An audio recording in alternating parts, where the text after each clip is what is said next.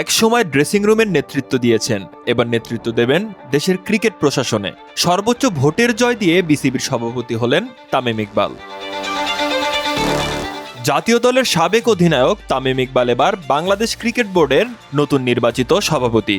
বিসিবির পরিচালনা পর্ষদ নির্বাচনে সর্বোচ্চ ভোট পেয়ে পরিচালক নির্বাচিত হওয়ার পর সভাপতি পদেও বিনা প্রতিদ্বন্দ্বিতায় নির্বাচিত হন তিনি। সভাপতি নির্বাচনে আর কোনো প্রার্থী না থাকায় ভোটের প্রয়োজন পড়েনি, ফলে বিসিবির 18তম এবং নির্বাচিত ষষ্ঠ সভাপতি হিসাবে দায়িত্ব নিতে যাচ্ছেন তামিম ইকবাল।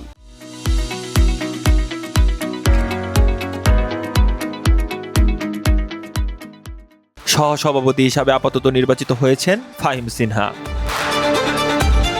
রোববার মিরপুর শেরেবাংলা জাতীয় স্টেডিয়ামে সকাল 10টায় শুরু হয় ভোট গ্রহণ, যা শেষ হয় বিকাল 4টায়।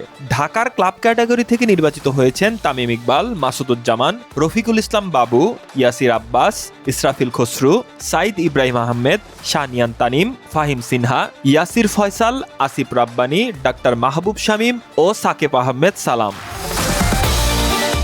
এই ক্যাটাগরিতে সর্বোচ্চ 73 ভোট পেয়েছেন তামিম ইকবাল, দ্বিতীয় সর্বোচ্চ 72 ভোট পেয়েছেন সাইদ ইব্রাহিম আহমেদ ও ইসরাফিল খসরু। মাসুদুজ্জামান পেয়েছেন 70 ভোট, আর ফয়সাল ইয়াসির পেয়েছেন 68 ভোট।